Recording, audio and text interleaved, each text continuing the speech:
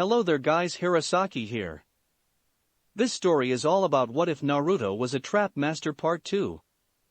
A wiser and more experienced Naruto is forced onto a team he hadn't wanted to join in the first place. However, as they say, those who break the rules are trash. Those who abandon their teammates are worse than trash.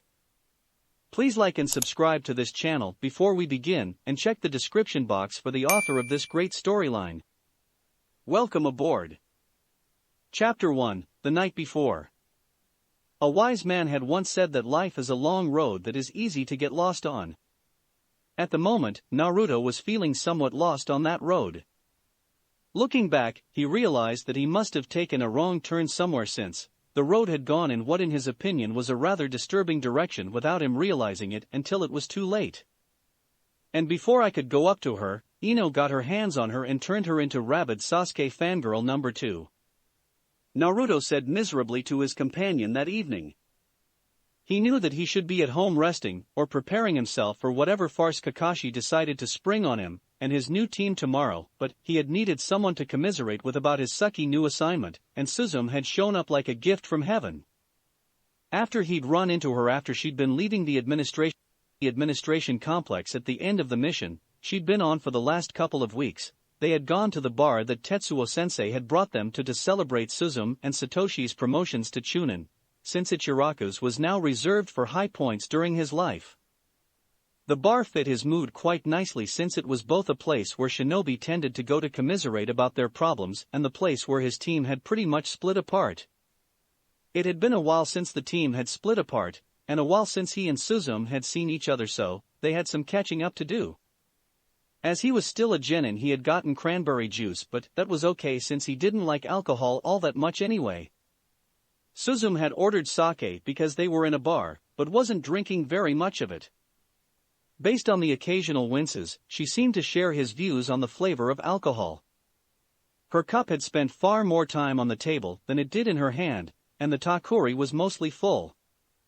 Now, I'm expected to be on a team with both of them, and I'm certain that Kakashi will know if I try and throw tomorrow's test and report me, and I'm still considering doing it anyway. He continued unhappily. I don't even know why Kakashi wants to be my sensei. I was perfectly happy with Tetsuo-sensei. Suzume quietly gave him a pitying look. Apparently, if it was her, she wouldn't have wanted to be stuck in the same situation he was in either. Tetsuo-sensei was a good teacher whom none of them would have traded for the world, and it had been his impression that Suzume and Satoshi would have eventually returned to the team after they'd had their chance to fly on a few B-ranked missions if this hadn't happened. And how was your mission? He finally asked after having forced his teammate to listen to him for over an hour. He'd been taught some manners over the years and knew that it wouldn't be polite to spend the entire evening trying to get some sympathy over his fate, and not offer a shoulder of his own should it be needed even if his mood was a completely crappy one at the moment. He knew that something was up with Suzume as well since she hadn't looked entirely happy when he'd run into her, but it was more of a my day was crappy unhappy rather than the my life just got completely steamrolled. Unhappy he was feeling. It absolutely sucked. Suzume replied. The client would not stop hitting on me. I wouldn't have minded it so much if he were young and handsome, but he had to be like 50, and he was missing half his teeth. On the way back, we decided to stop at an onsen. Unfortunately for us in this case, it was a mixed bath. What should have been a very relaxing evening was completely ruined when this white-haired pervert stared at me and Eri the entire time, not even bothering to try and hide the fact that he was doing so. As Suzume shared her problems, he listened to his teammate as attentively as he could.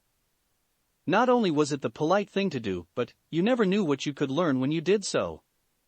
Someone had once let a good bit of blackmail material slip without realizing it in his presence, and he would have missed it if he hadn't been paying attention. Since then, he'd never wasted an opportunity to needle the person in question with his knowledge he'd gained every time he encountered him. Right now, however, he was providing a sympathetic ear for his teammate, and a shoulder to cry on since she had done the same for him. Sasuke growled as he pummeled the training dummy with his fists. The idiot, the moron, the dead last had been a genin for 2 years, and he hadn't so much not noticed it as refused to believe it, until he'd had his nose rubbed in undeniable proof of the fact. The person who had been held up as being the most likely to fail since day one at the academy had surpassed him, and left him in the dust long before he'd even realized that he'd flown by, and instead of trying to catch up and surpass him like he should have been doing, he'd spent 2 years ignoring the now very obvious dust cloud that had been left in his wake. As he pummeled the dummy he was training with, he reviewed his and the Uzumaki's time at the academy together, trying to see if there were signs of when and how this had happened. As he thought back on it, there had been one phrase that constantly came out of the mouth of the boy who, now that he thought about it, managed to catch a chunin in a trap that only utilized a chalkboard eraser and a bit of grease, and that was "I was joking." Shuriken go flying everywhere except the target and nearly take out the sensei. I was joking. Kunai hits a bird passing overhead rather than the stationary target 5 feet below it. I was joking. The assistant instructor's kneecap nearly gets broken due to a wild and unpredictable move. You get the picture. Every single time after every single failure, he'd hear "I was joking." Back then, he had thought that it had been the idiot's way of trying to cover for his obvious inadequacies, especially considering the fact that the boy couldn't even do a proper bunshin. He was wrong, however. Apparently, the Uzumaki really had just been joking around. The little bastard had played him. He'd played all of them, and when he'd gotten bored with his little game, he went and blew through the graduation exam like it was nothing. Now, knowing that the Uzumaki could have graduated any time he'd wanted to, he tried to think it through to find a logical reason for why he would do such a thing. It didn't make sense. Why would the Uzumaki do something like that, something so absolutely pointless, when he could be well on his way in his ninja career? After several moments of thought, he finally remembered the most likely reason for why the Uzumaki behaved the way he had. After that man had killed the clan, the laws had been changed, and the lowest age at which anyone could graduate the academy had been raised to 10. Because of this, the Uzumaki had been forcibly held back for who knew how many years. Long and tedious years in which the Uzumaki had undoubtedly grown bored just as he had near the end of his stay at the academy. He'd heard stories about geniuses who were held back and destroyed their surroundings out of sheer boredom. One of the reasons Uchiha Madara had been sent out on the battlefield at such a young age had been because of the chaos he had been causing in the clan encampment. While Naruto hadn't been setting tents on fire and destroying cooking pots, he had caused enough chaos that the academy had finally been willing to let him go and been glad of it. Now, knowing what the Uzumaki was, he knew that he would have to find a way to surpass him before he would be ready to kill that man. If he could find a way to defeat one true genius, he would be able to find a way to defeat another. Sakura checked her supplies again, feeling apprehensive about what the morning and the future following it would hold. She would be taking a test with her team, a test that would decide the team's future, including even if they would still be a team following the test, and she feared how Sasuke would react if she caused them to fail. Sasuke would be extremely disappointed, and probably would reject her in favor of Ino. Naruto, however, Naruto would. On the day Naruto had pinned her and threatened her, she had complained to her mother about how Naruto had threatened to break her arm practically the instant she got home. Her mother had promptly dragged her down to the office of the civilian peacekeeping force that had risen up in the wake of the Uchiha massacre to deal with civilian-on-civilian crime to make a report. Once they got there, her mother had stormed straight up to the desk of the first officer she spotted, dragging her in her wake. "I want that monster arrested!" Her mother yelled. As soon as she had gotten the attention of the officer, she dragged her in front of. "Who are you talking about, ma'am?" the female officer asked, as she tried to calm her mother down. "The Uzumaki boy, who else?" her mother replied. After her mother's demand, the officer went over to a computer and started putting in information. Whatever result she received once the information had been processed had caused a frown to mar her rather plain features. She looked rather apologetic when she returned soon after. "I'm sorry," the officer said when she reached her desk where she and her mother were standing. "Uzumaki Naruto is a registered shinobi, and therefore you'll have to file your complaint at the administration complex." Snarling obscenities under her breath, her mother grabbed her, turned, angrily stormed out of the station, and dragged her all the way to the administration complex, where she then dragged her all the way over to the desks where people registered civilian complaints against Shinobi. "I would like to file a complaint against Uzumaki Naruto," her mother said to the bored-looking ninja at the desk the instant she arrived. "What is the nature of this complaint?" the ninja asked, grabbing a form and a pen. "That filthy little monster threatened to break my daughter's arm," her mother replied. "At what time was this threat made, and where were you and what were you doing at the time?" the Chunin asked as he started filling out information on the form. "I was outside the academy. I had just gotten out of class for the day, and noticed him hanging around on that swing in the tree near the entrance.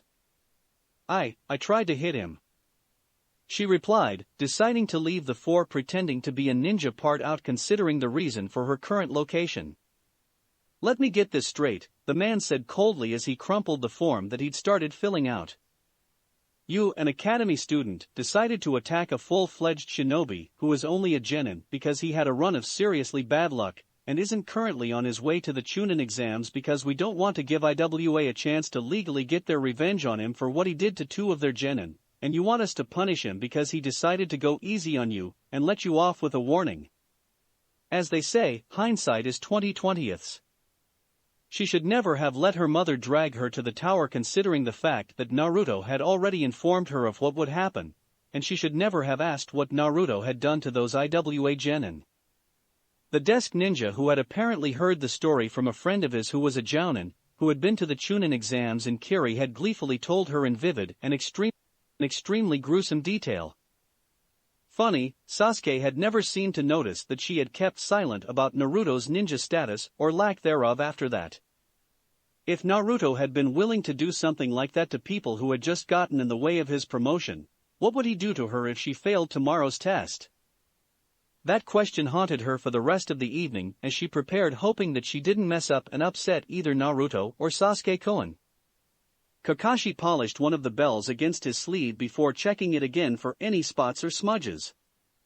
Everything had to be perfect for tomorrow, including the bells that had been in use since the night aim had first taken a team. Because Omaro, Minato-sensei's son, would be his student. Despite the fact that the kid seemed to resent the fact that he'd been taken from his other sensei, and the fact that he was Chunin in all but name, it would be worth it. He owed it to Minato-sensei to make sure that Naruto was at least half the man he had been. He had failed everyone else. Obito was gone, Rin was gone, Kushina-san was gone, and Minato-sensei was gone. Naruto was all he had left. Chapter 2, The Bell Farce. Naruto grumbled as the alarm clock got him up a little earlier than usual. He wasn't as bright-eyed and bushy-tailed as he'd normally be in the morning, since he'd spent half the night commiserating over his new assignment and questioning the mental faculties of the Hokage with Suzume. Poor Suzume had had a bit of a rough few weeks herself as well. Along with the dangers of being a shinobi, kunoichi were forced to endure men constantly staring at them and making advances, or worse because they were women. The white-haired pervert who had ruined Suzume's bath was going on his prank list. He'd know him when he ran into him, since he got a good description of him from Suzume. Right now though, he was feeling even sorrier for himself than he was for his teammate. He'd been put on what had to have been the genin team from hell. There had been a time when he would have been over the moon at being placed on a team with Sakura, and an admittedly much shorter period of time when he would have been happy to be on a team with Sasuke. That time, however, had long since passed. Time had changed them and his views of them, and not for the better. He had once had a massive crush on the pink-haired girl named Sakura, and allowed her to hit him because that was the only physical contact he had gotten from her, and he had believed that it would be worth all of the pain and misery in the end when he and Sakura were together. In those days, he'd had a really naive view of what a boyfriend was, and after learning from his teammates who had already started navigating such relationships, he now knew that what he had actually wanted from Sakura had been to be her friend. Back then, the most he had wanted from the girl was a couple of dinner dates, and for her to hang out with him, which was pretty much the definition of friend. Admittedly, he hadn't gone about winning her over the right way, even though he did give her presents. But, as Tetsuo-sensei and Suzume had explained, her reaction to him had been both extreme and extremely abusive, and that any relationship that developed should he have managed to win her over would most likely be an unhealthy and abusive one, since there was a good chance that Sakura would have continued to abuse him out of habit even if he had become her friend. Sakura was like a rose. She was pretty to look at, but man, did she have thorns. Sasuke was a rather thorny issue himself. At the beginning of their time at the academy, when they had still been small, and he'd been in a different class, Sasuke had been a rather nice boy. He'd even played with the Uchiha a couple of times before the boy's father interfered and told him not to associate with him. Then, he changed, and not for the better. It was understandable why he changed considering, but still. Sasuke had always been a much better student than him, and back then, that had frustrated him to no end. He had hurt and humiliated himself many times trying to prove himself the Uchiha's equal, and all he had gotten from the boy in return was cold dismissal. Even then, he still would have been willing to be the boy's friend had he but asked, but there came the day that ruined any chance of friendship whatsoever in his book. That day had been the day he had first run into Sasuke after he had graduated. The one time he had achieved something before Sasuke, the boy had ignored his accomplishment rather than acknowledge it and, as he later learned from Iruka-sensei, chose to completely deny that it had ever happened. Having either Sasuke or Sakura on the team he could have learned to deal with, but having both, however, throwing the true genin test would be his best option. He was already a genin, so the worst that could happen to him in this case would be for him to be returned to Tetsuo-sensei with a black mark on his record. As long as he kept his nose clean and didn't get any more of those, his career would be fine. Since he knew the actual purpose of the test, and his teammates didn't, things should turn out fine in that endeavor.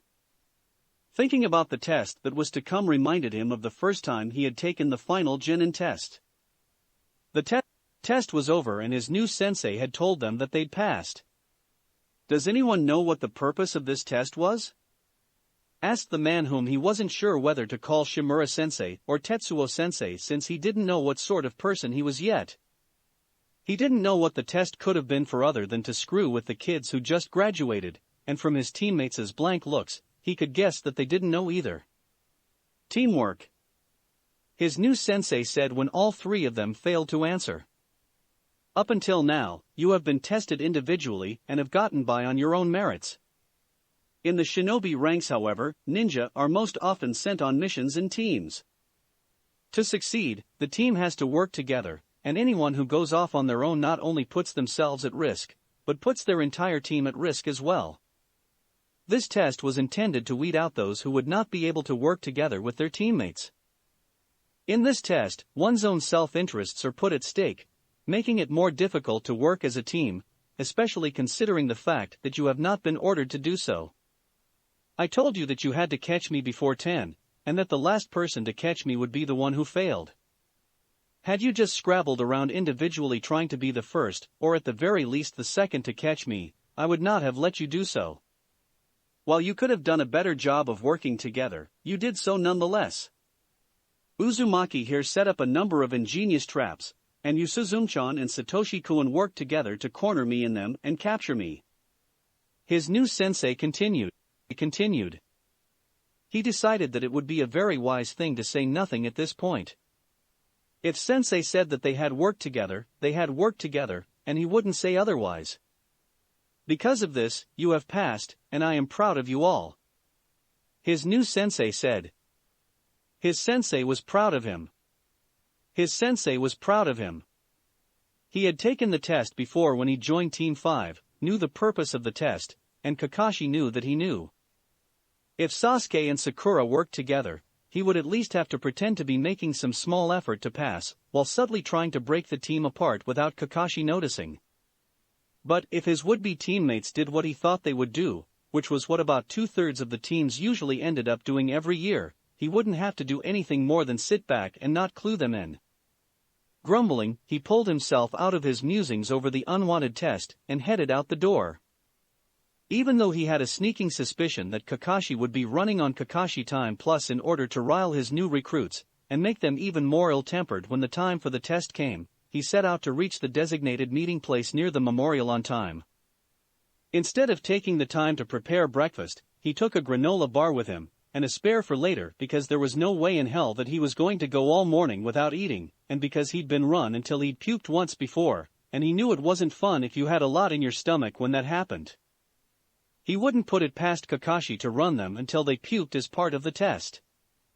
Since he had a great deal of stamina, Kakashi would more than likely run him that much harder than the others if he did so. When he reached the meeting point, he found Sasuke and Sakura already there. Sakura looked like she hadn't slept in a week and Sasuke looked rather tired as well. Apparently, from the looks of it, they had both individually pulled an all-nighter. He'd pulled all-nighters before, and wasn't as affected by them, but he'd gotten some sleep last night, so he felt more put out than tired like his teammates were, as he was sure he'd be stuck waiting for Kakashi again. He remembered what waiting for Kakashi had been like during the week the man had taught him the Kage Bunshin. Every day that he'd had those lessons with Kakashi, he had sat there increasingly impatiently for hours on end until the man had finally arrived. The first day had been the worst. If Tetsuo-sensei hadn't warned him about the man's habits, he would have thought that his sensei had been pulling a trick on him. In fact, he had almost believed he'd been tricked by the time Kakashi had finally deigned to show up. While Tetsuo-sensei had been rather nice compared to most of the rest of the village, he hadn't liked him all that much in the beginning. Tetsuo-sensei had eventually warmed up to him as time went on though.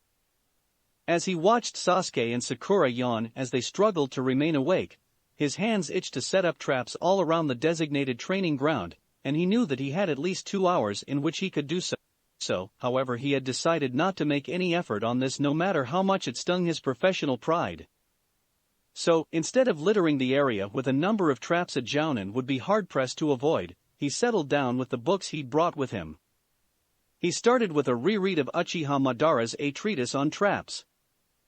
In the early days of Konoha, back before the Shodai Hokage had been selected, Uchiha Madara had written several books for the new ninja library, hoping to curry favor with the shinobi, who were flocking to the newly forming village, and be elected to the position of Hokage himself. After Senju Hashirama was selected to be the Shodai Hokage by the will of both the people of the village and the daimyo of Fire Country because he'd practically built the village's infrastructure from the ground up single-handedly, Madara had tried to take the Hokage's hat in battle. The Uchiha had not been victorious and had died in the titanic struggle that had formed the Valley of the End, leaving behind a legacy of a mostly forgotten series of rather insightful if somewhat boring books on the ninja arts.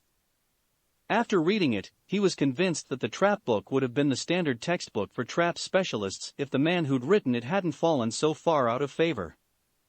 It was brilliant, easy to understand despite being a bit boring and long-winded, and some of the traps it showed you how to make were rather ingenious if somewhat dated. Even with all of the books he'd brought with him including Madara's Traps Treatise, the wait was a long and boring one. Kakashi finally showed up with 2 bento and an alarm clock, while he was in the middle of the field cooking guide which he'd picked up because he really didn't want to be stuck eating only field rations when he left the village on missions since Satoshi wasn't there to cook for him. Seeing the bento boxes, the reason the man had told them not to eat breakfast suddenly hit him. The bastard had wanted them to fight over lunch. "You're late." Sakura, who had spent the last 4 hours staring at him and whimpering again, screeched. Considering how scared of him she'd been since the day he'd snapped and told Sakura that if she tried to hit him again he'd break her arm, he was surprised that she'd even had the courage to admit disliking him yesterday, especially as vehemently as she had. In contrast, Sasuke however had pretended not to react to both Sakura's yell and Kakashi's lateness. The boy had some pretty good acting skills. Either that, or he was extremely good at denial, which could be a serious problem. He himself had refrained from reacting much, but that was because he'd gotten used to Kakashi's tardiness long ago, and he'd heard worse yelling around the village. "So, what was it this time?" he asked before the man could give one of his stock excuses. "I know it wasn't the memorial since I can see it from here." "So, what was it? Porn? You kill another expensive alarm clock and have to give it a decent burial? Or did you make those lunches yourself?" "The alarm clock actually," Kakashi replied as he held up the shiny new alarm clock he'd brought with him. That clock was most likely going to suffer a most gruesome end on Kakashi's nightstand after it was done being used as a timer for whatever test Kakashi had planned. When it came to the more experienced ninjas, alarm clocks usually didn't last too long. After a while, certain reactions become instinctive in regards to loud noises going off practically right next to one's ear. Most ninja got around this little problem by training themselves to wake up at a certain time. When it came to some of the more stubborn ninja, with a little extra disposable income however, he understood though, he'd actually broken the alarm clock he'd had since he was a little kid shortly after he came back from Kiri. The kunai jamming its inner workings had made it completely unsalvageable, and he'd been forced to purchase another one. Fortunately, the nightmares had faded a bit, and he hadn't broken any since then. After setting his doomed clock aside, Kakashi explained the rules of his test which involved bells. When Kakashi had mentioned coming at him with the intent to kill, he felt a surge of some emotion he couldn't name, because it seemed to be a mix of several emotions at the same time. The last time he'd gone at someone with the intent of killing them, rather than in defense of self or others, he had done so, and he'd been suffering from nightmares ever since.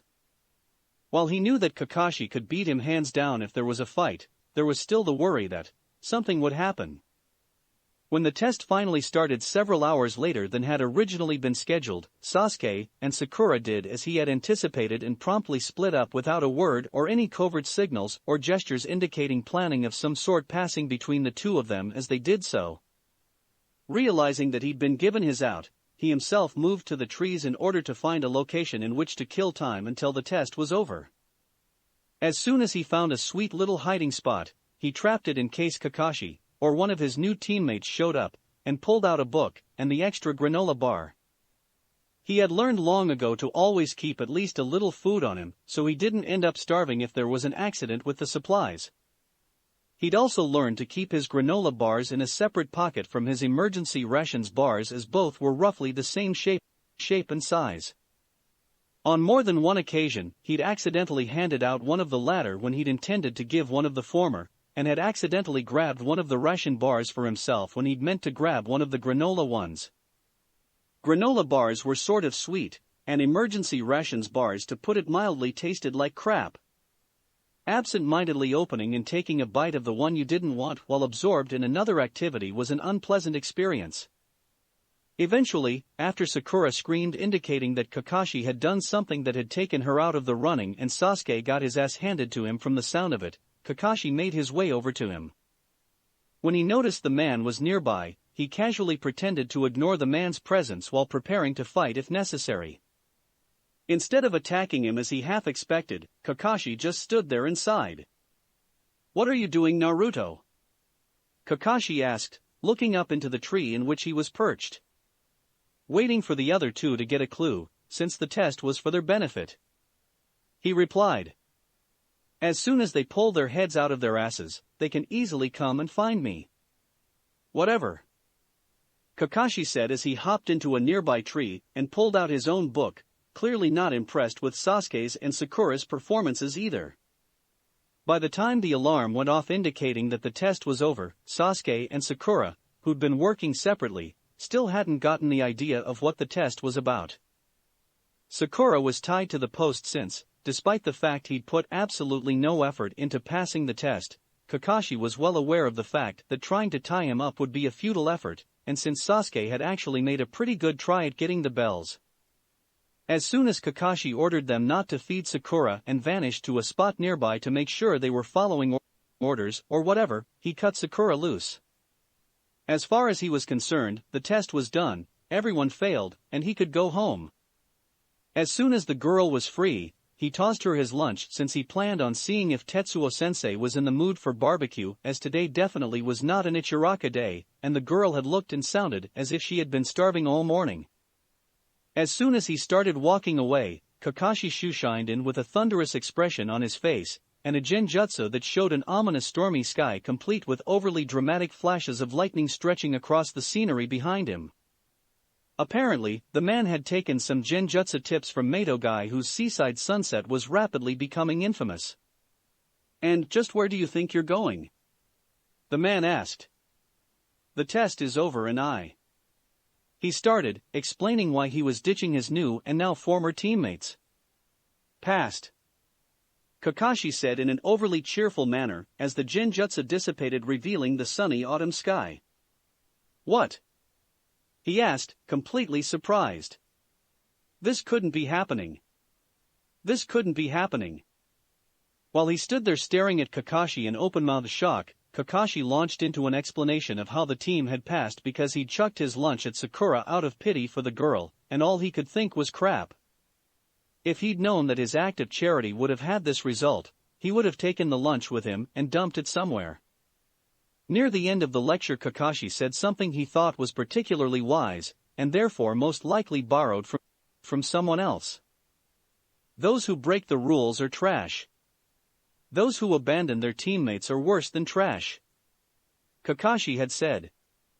Considering his, Sasuke and Sakura's behavior during the test, he could already say that his new and unwanted team was currently worse than trash.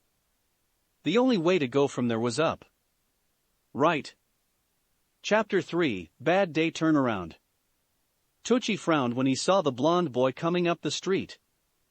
One of his best customers, who happened to be the son of at least one of and quite possibly two of his late best customers, had abruptly stopped coming, and he wanted to know why, especially considering the fact that the last time he'd done something like that was when he was recovering from some serious trauma.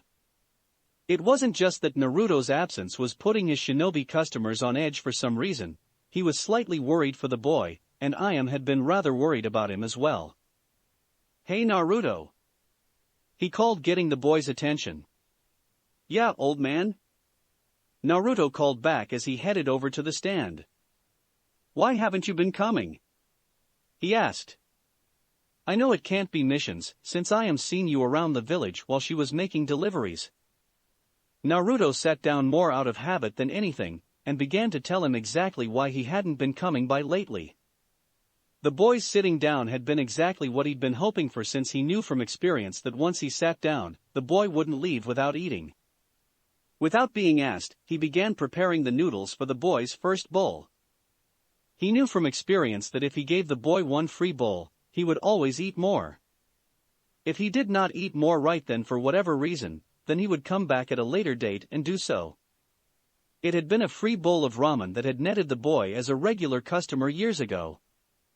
"They put me on a different team a few weeks back," Naruto said, sounding unhappy. That was it. Though he and his daughter were civilians, his father had been a shinobi, like the vast majority of his customer base were. After spending so much time around shinobi, he understood some of the issues that came with the job that he'd decided long ago was not for him.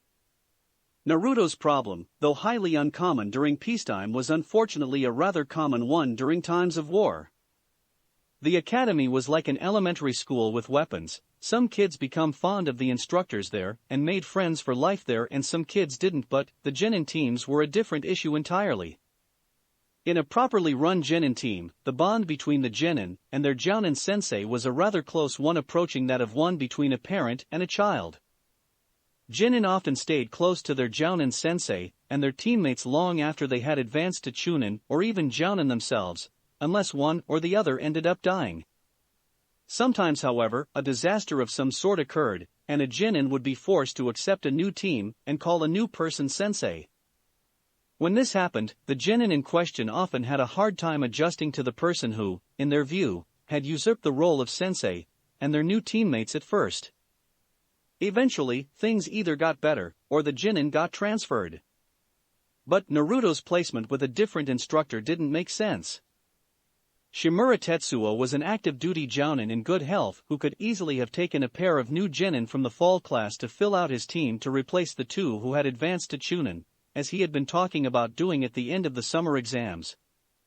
There couldn't have been a falling out between Naruto and his sensei, since he'd seen Tetsuo yesterday, and he seemed fine with Naruto, if somewhat upset about something that pertained to the boy. Any reasons he could think of that would necessitate Naruto being forcibly removed from the Shimura's care would have quite likely ended with the man being in prison or executed. Since the man was alive, free, and still a jounin, none of those things could have happened. "You're not too happy with your new team, I take it?" he said, hoping that Naruto would provide more information, so he could solve this little puzzle that was frankly beginning to worry him a little as well. Not really. I'll work with them because it's my duty, but...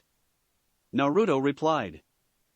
Kakashi was an okay teacher when he taught me the Kage Bunshin, but he's not Tetsuo-sensei, and he doesn't really have time for me because he's stuck fixing whatever the hell the academy did wrong with the other two. I know for a fact that whatever it wasn't Iruka-sensei's fault because he did a good job with me. I heard somewhere that Mizuki jerk who tried stealing from the Hokage had been a teaching assistant, so it was probably his doing. Now that it was done cooking, he set the bowl of Naruto's usual down in front of the boy, and the boy began to eat, continuing his story as he did so. As he listened, he found himself wondering what the heck was going on. Why would Kakashi take Naruto? By all accounts, the shinobi who had been coming here off and on since he was a little shrimp hadn't been interested in taking on any students. He'd been hearing rumors recently that the man had been given some sort of bribe to make him take a team this year though. Had Naruto been the bribe? Why would Naruto be considered an acceptable bribe in the first place? Ever since Kakashi could barely see over the counter, the only person he'd seemed to care about was the yandame. Well, it would seem that a certain theory of his had indeed been correct. He had speculated about it for years, ever since the Hokage had shown up with a blonde-haired, blue-eyed, chubby-cheeked toddler who bore the surname of a certain redhead that Minato had brought here on a couple of dinner dates before he became Hokage, but nothing had seemed to confirm or deny his suspicions. Until now, that was. It would seem that he was right. Naruto was the son of two of his best customers, one of whom had pissed off a shitload of people and died, leaving the boy completely unprotected. And Sakura's totally scared of me, but I guess that it was sort of my fault since I had threatened to break her arm when she tried to hit me. Naruto continued between bites. I hadn't been in a good mood that day, so I was a little harsher than usual when I decided to teach her why it wasn't a good idea to try to hit me. Noticing that Naruto's free bowl was almost finished, he began to get Naruto's second bowl ready. Things were getting back to normal now. Something just didn't seem right when he didn't see Naruto's smiling face at least a couple times a week when he wasn't on missions, and it wasn't just him who felt that way either. He had been losing several shinobi customers who had avoided his stand because something had seemed off as well. They should come back now that Naruto was back. Konohamaru sighed in relief.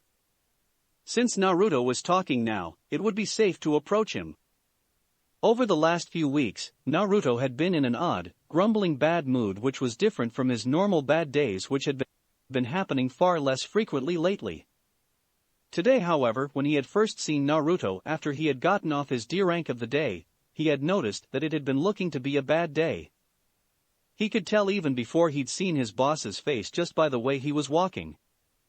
However, instead of remaining in sullen solitary silence and snapping at all who approached the way he usually did on a bad day, Naruto's mood had almost magically changed after he'd had a talk with the proprietor of Ichiraku, and a couple bowls of ramen. When Naruto had settled his bill with the proprietor of Ichiraku Ramen and continued on his way, made his move.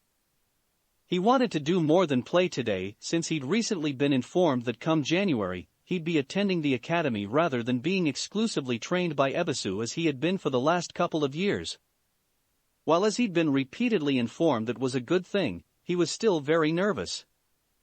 Naruto had already attended the academy, and would therefore know what to expect and be able to tell him. Naruto had taught him a great deal over the last several months, including the fact that there was no shortcut to becoming Hokage. Those who try to take what they see as the easy way to be Hokages had more often than not get hurt or killed. That had been true in the days of Senju Hashirama, and it was true now.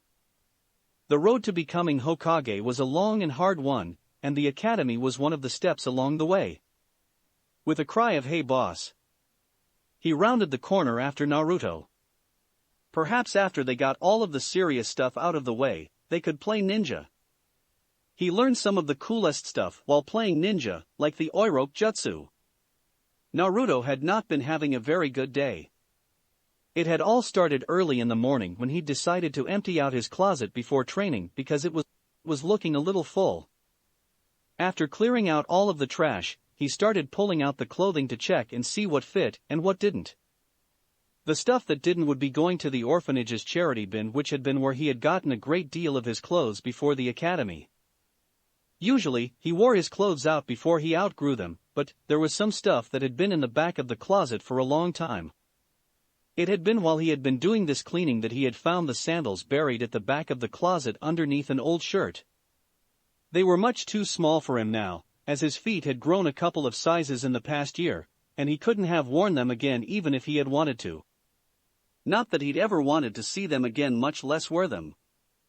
The first thing he noticed about them when he finally processed what he was looking at was the fact that they still smelled faintly of old blood. His first thought had been to throw them away and forget about them, but 2 years of conditioning had kept him from throwing away anything that could potentially be useful. He couldn't think of how they would be useful though. They didn't fit, were no good for traps, and brought back memories he would rather have stayed buried. In the end, figuring that they'd be useful for someone else, he dumped them in the orphanage pile. To make matters worse, training that day had gone abysmally as usual. The team-building exercises were little more than a farce, as neither Sasuke nor Sakura had wanted to work with him, and frankly the only reason he'd been willing to work with them was because it was his duty.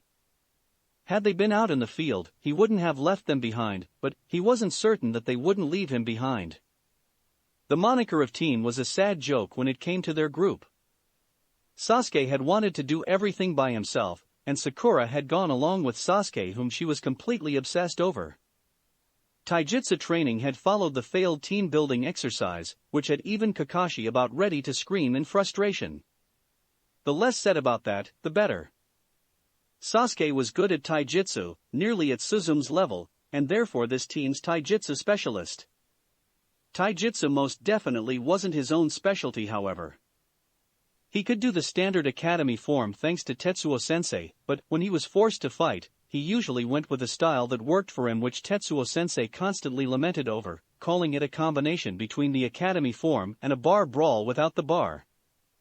Kakashi wasn't too happy with his style either, but had remarked that it seemed surprisingly effective for its purposes, and would be much better if he worked on his speed. In contrast to Sasuke's excellent example of a bastardized version of the Uchiha fighting style, and his rather unorthodox style, Sakura's style was textbook perfect academy, and a rather weak example of it at that. Once again, Kakashi had been forced to attempt to begin to deal with Sakura's inadequacies, and therefore had set him and Sasuke to sparring once more. He hated sparring with Sasuke. No matter what he did, even if he won the match, Sasuke would accuse him of holding back and get upset.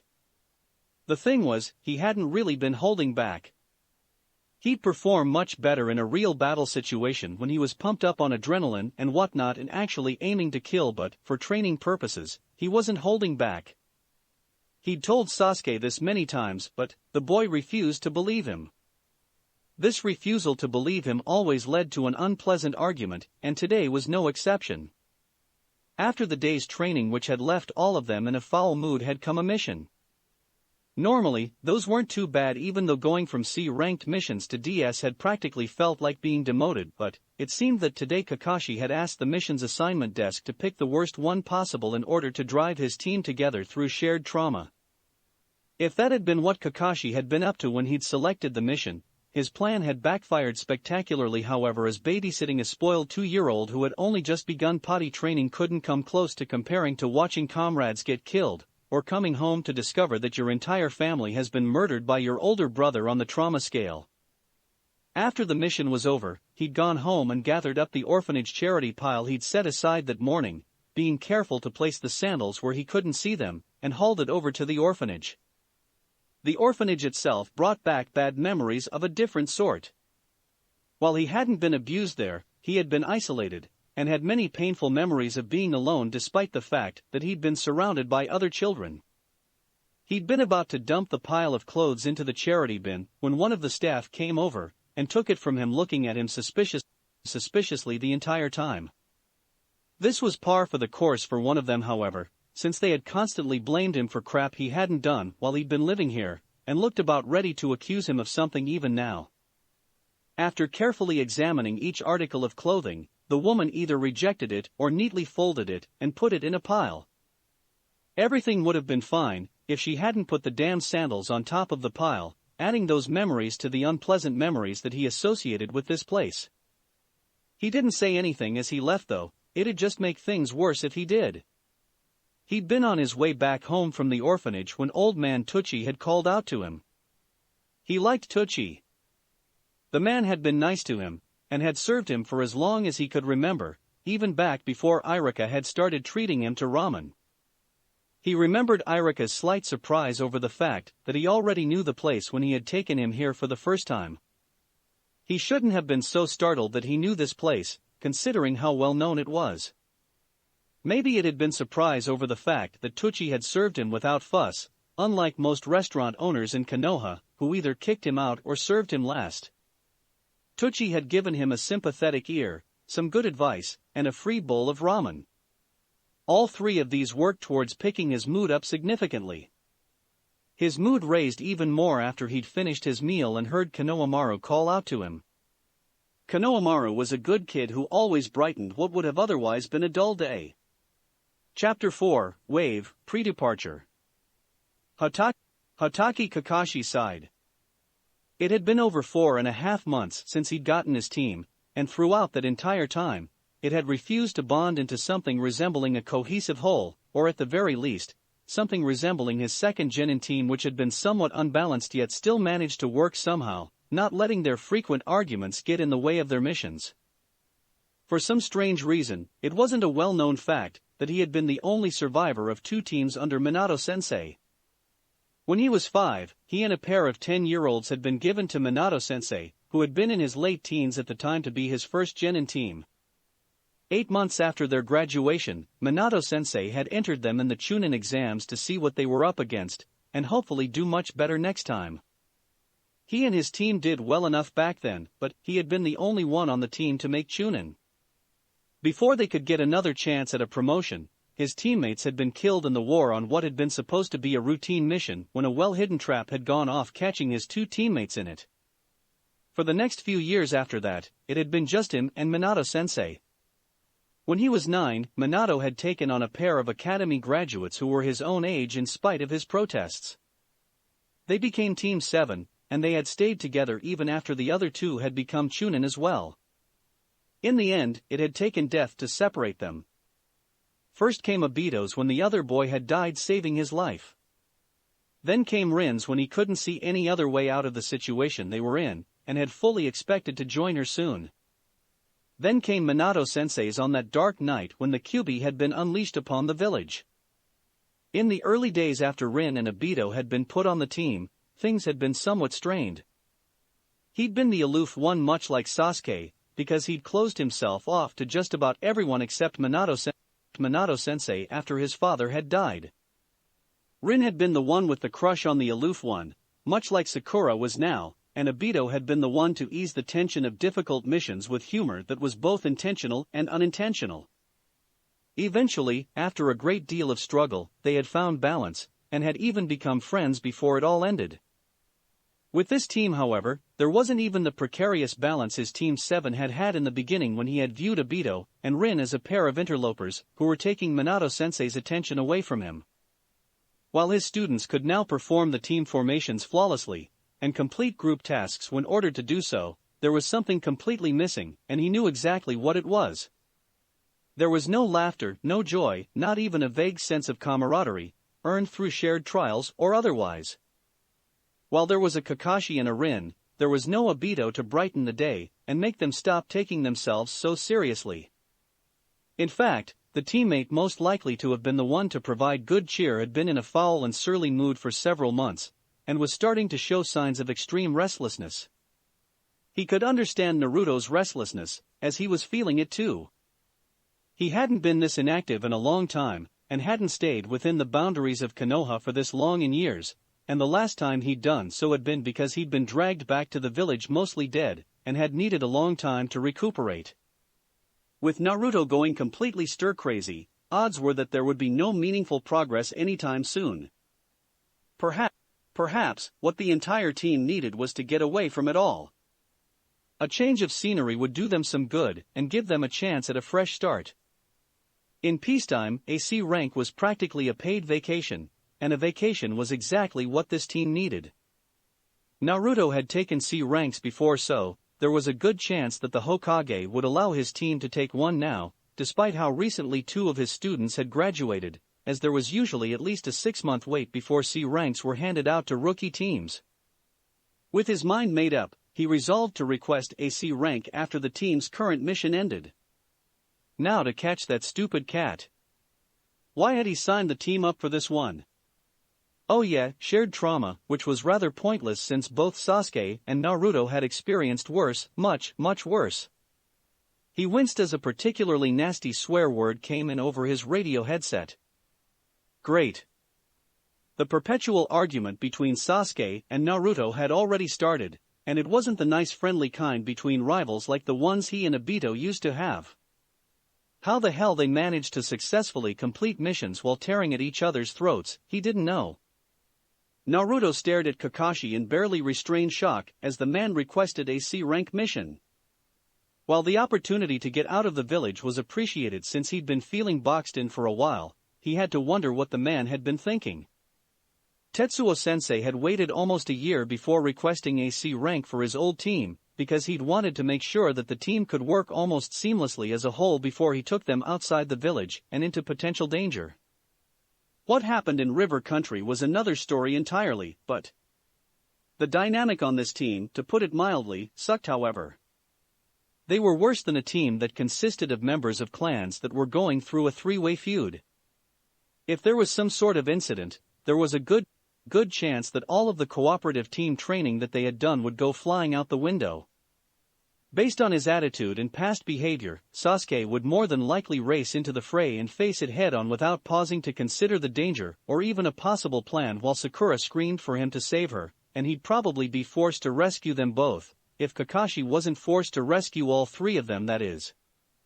Fortunately, things didn't usually go wrong on C ranks during peacetime, and they usually ended up being more of an advanced training trip for Genin, the equivalent of D ranks for Chunin, and something like a milk run for Jounin. Unfortunately for him and his team, however, the Chunin always got first pick and took all of the better missions, leaving the more than slightly sucky ones to the more experienced Genin teams who came in to get what was left over. As a general rule of thumb, Jounin escorted princesses, Chunin escorted merchants, and Genin escorted brats. For some reason that probably had to do with the fact that the tobacco in his pipe didn't exactly smell like tobacco, the Hokage complied with Kakashi's request, and he was now stuck on a last pick of the day mission, which he just knew was going to royally suck since both all of the Chunin and the other Genin teams who dropped by earlier had already rejected it. Great. Things just kept getting better and better. Well, there was one high point of the mission, and that was that he'd be able to get a chance see where his mother was born, or rather the ruins of the village in which his mother had been born. Wave had once been Whirlpool before it had been reorganized following the invasion during the Second War, and what was left of Uzumaki was somewhere in that tiny country. He hadn't really been expecting much when it came to the person that his team was going to escort, and even those lowered expectations hadn't been met. When the old man walked in and started insulting everybody, he just knew that he was going to be that kind of drunk. Ninja often got stuck with 2 kinds of drunk: 1. The overly friendly kind of drunk that was a constant annoyance, and 2. The less than friendly kind that was a constant test of one's self-control. As they say, however, the customer is always right, and if you go killing the customers for pissing you off, they'll start taking their money elsewhere, and you'll start starving because you'll be out of business. After being put on a last pick of the day mission and meeting his drunken client, it was only natural that he'd been in a decidedly homicidal mood when he went home to pack. If it hadn't been for Suzume teaching him how to make storage seals, choosing what to bring with him would have been a much more difficult decision. Aside from his storage seals and explosive tags, he was pretty much hopeless at seals.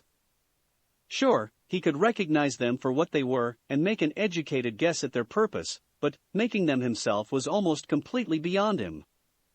It had been through sheer repetition that he had become as proficient at the seals he was good at making as he was. Once he was done packing and hiding his valuables in case Satoshi dropped by while he was away, he left his apartment key, rooftop greenhouse key, and the list of trap locations with Suzume so she could tend to his plants while he was gone. The reason he'd chosen Suzume was because he was reasonably certain that with her, he would come back to find everything where he left it. With Satoshi, he'd be spending his mission pay getting his more important belongings out of Hawk, as the boy still hadn't learned his lesson, and had to be a gambling-addicted kleptomaniac or something. With Tetsuo-sensei, he'd probably come home to find that the man had taken the opportunity to retaliate for one of his more good-natured pranks. He'd been stuck with purple hair for a week after the last time Tetsuo-sensei had gotten back at him for a prank. Sasuke growled as he packed for his mission, not in the least bit happy with the situation. Since they would be leaving bright and early the next morning, he wouldn't have time to do it then. He was going on his first C-ranked mission and, while that would normally be considered a good thing as it was a sign that he was moving up in the world if only very slightly, he was only going because Kakashi thought that he was bored. Contrary to the way things should be, he wasn't taking a more difficult mission on the basis of his own merit, but because Kakashi had wanted to please that boy. He had worked hard for years, trained for endless hours, studied for days on end, and, in under an hour, that boy came along and made a mockery of everything he'd worked for, and showed him how little he had gained through his efforts. What was worse was that boy constantly refused to give him his all so he could grow stronger, surpass him, and prove his superiority. Despite all of his attempts to get him to do otherwise, that boy refused to take him seriously, treating him like he was something to play with to fill the empty hours while he was held back. To add insult to injury, every time that boy held back against him, he would make some stupid excuse for why he hadn't taken him seriously, just like he used to do back at the academy. Since they were usually about him when he was in the vicinity and often brought up things he didn't want to think about, he usually ignored the whispers around town. But sometime around January, he'd heard the same thing being whispered over and over by the shinobi he'd passed, something that, rather than being about him as usual, was about that boy. For several weeks, he had heard constant repetitions of why isn't he in the Chunin exams, and ever since the Chunin exams had completely passed until July, he'd been hearing he should be a Chunin already. This of course was all Kakashi's fault. The whispers, the fact that boy was playing with him, the insults to his pride, everything. For whatever reason, Kakashi was holding that boy back, and he was stuck paying for it. Sakura brushed her hair before bed. She was exceedingly nervous about the mission that was ahead of her. While it wouldn't be her first time outside of Konoha, it would be her first time as a ninja, and her first time in a foreign country, and she'd be going there with Naruto. While they were gone, there would only be Sasuke and Kakashi there to save her should Naruto finally snap like he had been looking like he was about to do for months.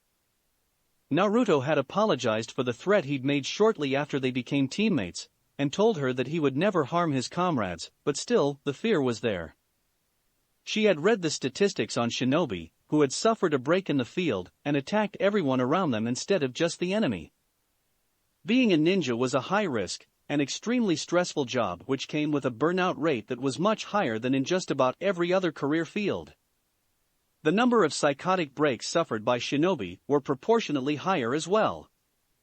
Over the last few months, she had also read up on ways to detect the signs that a shinobi was under an unusually high amount of pressure and therefore at risk of suffering a psychotic break. Naruto was displaying several of these signs and had been displaying them for as long as he'd been on the team. While snappishness by itself was considered a minor character flaw, snappishness combined with extreme irritability and restlessness were warning signs of something even more serious. Naruto may have promised never to harm her or any of his other comrades, but that was no guarantee. He had snapped before, and he could do it again at any time, and she could quite easily be one of the casualties due to proximity. After she finished brushing her hair, she checked her pack once more. She had packed it according to the academy guide, so it should be fine, but it was something to do to keep her mind off other things.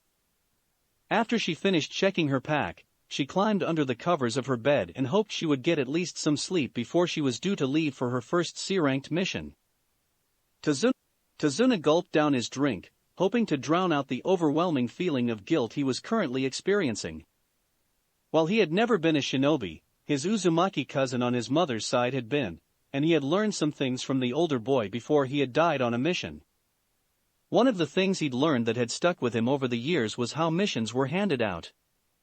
When he'd fudged the mission ranking on his request, he had fully expected to get a team of Chunin. C ranks were usually reserved for Chunin, and only after the Chunin had made their pick were any remaining C ranks given to the more experienced Genin teams. Instead of being given a team of Chunin who might have been able to deal with Gato's mercenaries in a pinch, he'd been given a Genin team that looked as if it had just graduated from the academy. While a Genin team had a Jounin on it, which would normally be a plus since Jounin were rumored to be worth 10 Chunin, the man would be handicapped by his need to protect his Genin, and wouldn't nearly be as effective as he would otherwise have been. This was especially bad in this situation because the unsuspecting team would be walking into a great deal more danger than they signed up for. It was too late to turn back now, however. What was done was done. If he went back and admitted his lie, he and his people would not get the help they needed, and there was a possibility that he would become a guest of the torture and interrogations department, as shinobi villages didn't take too kindly to people deliberately misranking their missions, and tended to become suspicious of their motives for doing so. He had come to Konoha because they had once been an ally and, in hindsight, that had made his betrayal only that much worse. So, he drank to forget the guilt of his actions as well as the worry over what would happen to his family and friends if help didn't come. Chapter 5, Wave, Shinobi Sign Language. The team had been several hours out when the first bit of trouble began. When the fighting started, Sasuke had raced headlong into danger without a plan after Kakashi had Kawarimi'd out just as Naruto had expected he would, and Sakura held back too frightened to scream. As he'd half expected he would have to, Naruto had been forced to come up with a plan on the fly to deal with this. Eventually, he and Sasuke, who had been pretty much acting on his own while he compensated, had brought the two renegade Chunin down, and Kakashi had learned who their target was. When Kakashi had confronted Tazuna about his deception regarding the mission's actual difficulty, Tazuna had informed him that Wave had been virtually taken over by a shipping magnate who had bought up all of the ports, and that he was a threat to the man's rule because he'd been building a bridge to the mainland that he had refused to sell. The shipping magnate, whose name was Gato, had arranged to have him killed in hopes of forcing his heirs to sell his shares in a bridge that he actually pretty much owned in name alone, as he had contractually promised all of the shares to the workers after the completion of the bridge in exchange for their work, as he had only been able to pay them very little in the way of wages. Honestly, thanks to the incident with the demon brothers, Naruto's first instinct upon hearing this had been to turn back, but he knew that he couldn't turn his back on his mother's former homeland and say, well, the mission's beyond my pay grade, so bye. While he had been with Tetsuo-sensei, the man had made him read the newspaper every morning in order to improve his reading skills and make him get into the habit of keeping himself up to date on current events, which he had previously been almost completely oblivious to. While reading the paper, he had occasionally come across stories about stalled investigations into Gato's businesses, including a recent article about a minor port town in the land of tea that the man had recently bought outright. While reading these stories, he had read between the lines as Tetsuo-sensei had taught him to, and he had come to the conclusion that the man was a complete jerk who destroyed every place in which he set up business. Apparently, his mother's former homeland was next on the list. So, when Kakashi actually took a vote rather than unilaterally deciding on their course of action as a jounin in charge of a team of genin was supposed to do, he found himself voting to continue onward. Even if it hadn't been his mother's homeland, he would have wanted to do something about what was going on there. If people like Gato were allowed to go unchecked, they ended up causing trouble in one's own backyard rather than the neighbors, and Wave was pretty damn close to fire country. Close enough to build a bridge to, in fact. He would have to start planning how he would be dealing with what lay in wait for him and his team on the road ahead soon. He was best at planning on the fly, but he wasn't too bad at long-range planning either. Tetsuo-sensei had taught him how to use his skill in planning pranks to plan battles beforehand, and that had helped him greatly in the past when dealing with bandits. While no plan survived contact with the enemy, the general shape of the plan usually did. And if he had a general idea where his teammates would be ahead of time, he would have a general idea as to where on the battlefield to set up traps on the fly if he got the opportunity. It wouldn't do to catch your teammates in traps meant for the enemy after all. The kind of battle where he would have to fight his way through completely capable opponents, because he hadn't been able to set any traps up beforehand, was his least favorite kind of fight. Beggars can't be choosers, and it was going to be the sort of fight he and his team were going to be engaged in when the next ninja came after Tazuna's head. However, he had been right back at the mission assignment desk. This mission was going to suck royally. Even though it was well out of his way, Haku had made it a point to pass by this place whenever he was in Wave. Zabuza had shown it to him years ago when they had passed through the small island country on the way to the mainland when they had fled from Kiri after the failed coup. To Zabuza, this place had been a reminder of how greatness could fall with few to mark its passing. To him, though, this place had held a haunting and melancholy beauty that had spoken of how quickly things could end when you least expect them to. Though some household goods still remained moldering in homes that had not been lived in decades, time and rain had washed away all of the blood and most of the memories of this place. And now, pretty much all that was left to mark the existence of the once proud Uzushiogakure was a series of partially cannibalized ruins that stretched down to the sea. He could not stay here long this time, however, because their target was due to arrive in Wave soon, and he and Zabuza were going to intercept him before he reached his home. Despite their employer's suggestions, they would not be attacking the target's family unless it became absolutely necessary to do so. 1. It had not been included in their contract, and 2, as well as being wrong for several reasons, it was also the sort of action that would breed ill will amongst the locals, which would in turn make them more willing to cooperate with any hunter nin who might have picked up their trail. As long as he and Zabuza left the locals alone, the locals would pretty much ignore their presence. That was the usual arrangement that people outside of the hidden villages tended to have with missing nin, unless the nuke nin in question went and started making trouble. There were more than enough problems in life without attracting attention to oneself by turning someone who was probably only rogue due to some political issue over to the authorities. If they weren't hurting anybody, it usually wasn't worth the trouble. Staring at the ruins again? Zabuza asked when he finally rejoined him. I was Zabuza-sama. He replied as he picked up his mask and equipment pouch and prepared to depart. I honestly don't know what you see in them. Zabuza muttered as he checked his own equipment, not that there was much of it, because times had gotten a little tough lately, and it was rather difficult to find a reasonably priced supplier who would sell to missing nin without turning them in. As soon as they were ready to go, they headed to the pre-selected ambush point and settled down for what could be a long wait. Most of the time on these types of missions, there was a lot of hurry up and wait, as targets had sometimes passed by ninja who had based the timing of their ambush on their target's ETA and delayed arriving accordingly, only to find that the target in question had already passed through the pre-selected zone. Therefore, it was always prudent to arrive early to an ambush in case the target arrived earlier than expected. While he waited for the target to show, he killed some time by feeding Yuki, who was feeling restless at being cooped up in a tiny cage rather than in the small pen he'd built for the rabbit when they had arrived in Wave a couple weeks back. When the time came, Yuki would be released for Zabuza-sama to switch with if necessary. Until then, the rabbit was both his pet and his responsibility. Kakashi sighed as he watched his team, who were bickering once more as they trailed behind him. Naruto had attempted to hold a silent conversation with his teammates, and became frustrated when they didn't understand, or rather when Sakura hadn't understood and Sasuke had refused to respond. Over the decades, shinobi hand signs had evolved into a separate language that was practically every ninja's second language. As well as the universal shinobi language that was most frequently used on joint missions, each village had its own language that had developed from their standard hand signs, and just about every clan had created its own dialect.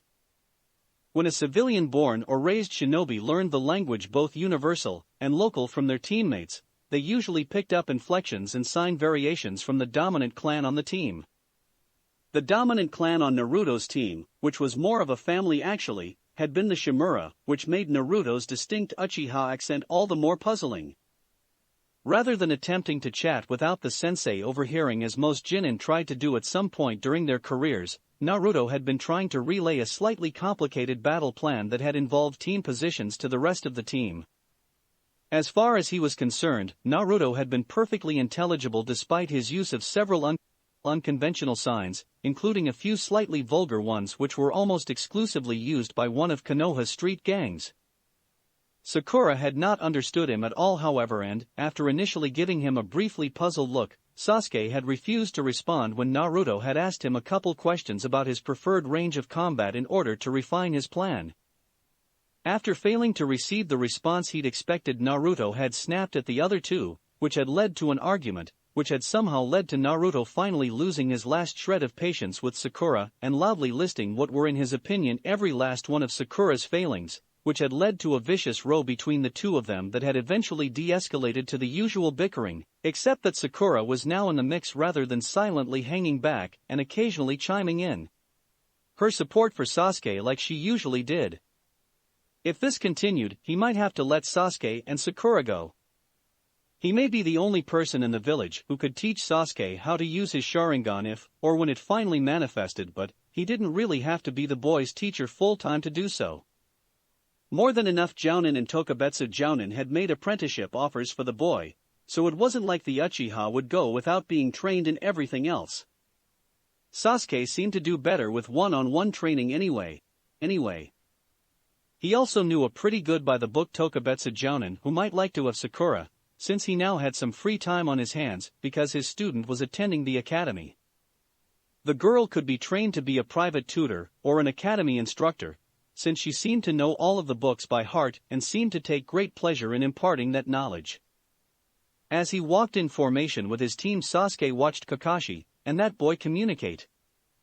The argument they'd been engaged in earlier had turned to cold silence after that boy and Sakura finished snipping at each other after that boy criticized Sakura's textbook perfect performance in everything she did, and told her that she was quite likely going to get herself killed by a ninja who had bought the academy texts off the black market if she continued to religiously adhere to the academy curriculum rather than develop her own style. Now, Kakashi and that boy were holding a conversation completely in hand signs. While this normally wouldn't be of interest to him, he had noticed that the two of them were using a number of signs that had been exclusively used internally within his clan throughout the conversation. "Where did you learn?" He finally signed to the two when his curiosity had gotten the best of him. He could tell that he was seriously rusty, but then again, he hadn't been able to communicate this way with anyone in years. Kakashi replied with what was obviously a personal call sign, since the man couldn't possibly have learned the Uchiha signs from a piece of eyewear. He wasn't familiar with that call sign, however, but then again, he hadn't known the call signs of everyone in the clan. That boy signed back, "Older boy show once. Watch people's hands, watch police, so you know when to run." He'd learned the Uchiha signs just by watching? And now that he thought about it, what the hell had he been running from the police for? "Why you not answer earlier?" That boy signed, still upset at his prior lack of response. The reason he hadn't answered that boy earlier had been out of embarrassment, not that he'd ever tell him. He hadn't communicated this way for years, and hadn't been all that fluent as he'd only been learning for about a year or so when he stopped. Naturally, he'd forgotten a number of the signs over the years since he'd had no one to talk to since he was 8, and hadn't needed anything more than the standard signs that were taught in the academy since then. As if just to show how much better he was, that boy had of course revealed that he was extremely fluent, and had an idiomatic grasp of the language. When he'd realized he'd only partially understood what that boy had been saying, and that he'd forgotten the sign for close to mid-range, he had decided to remain silent, rather than reveal his ignorance. He would of course continue to remain silent on that matter, as revealing his ignorance would only cause him even greater embarrassment now. Sakura watched Sasuke, Kakashi and Naruto communicate and felt a little jealous over the fact that she was being left out once more. When Naruto had tried to communicate with her earlier, it had taken her a full minute to even realize that that had been what he was doing. It had been the attack, defend, and location signs that she'd learned at the academy that had finally clued her in. Enopig had started to teach her some sort of language that involved the academy hand signs years ago, but she had quit when they had decided to become rivals. She still remembered some signs like flower and tree though, none of which Naruto had used. After a while, Sasuke stopped communicating, and nothing Naruto did would get him signing again. Eventually, Naruto gave up. After Naruto gave up on Sasuke, Kakashi started a private conversation with Naruto, and she understood absolutely none of it. After a long period of silent communication, Kakashi looked back at her and started signing something. Naruto looked upset and signed something back. Kakashi replied by repeating what he'd signed earlier. Looking rather put upon, Naruto turned and walked back to her, muttering under his breath the entire time. "What signs do you know?" Naruto snapped when he reached her. She went through all of the academy signs, starting with the 12 basic hand seals used in jutsu and continuing through the ones meant to alert someone to the presence of the enemy or convey the most basic elements for a plan of attack, namely, a set of numbers, a distance indicator, centimeters, meters, kilometers, the cardinal directions, over there, wait for time interval of x, hours, minutes, seconds. At X time, hide, defend, retreat, and attack. Crap. Naruto moaned. I've really got my work cut out for me. Did Naruto mean what she thought he meant? Naruto looked around but still seemed hesitant for some reason. Kakashi signed an affirmative and he relaxed slightly. Okay, here are the basic kana. Naruto said as he began a series of 48 signs. That's it for this reading. Hit like and subscribe for a free ticket pass going to the different worlds of anime fanfictions. Looking forward to having you on board again.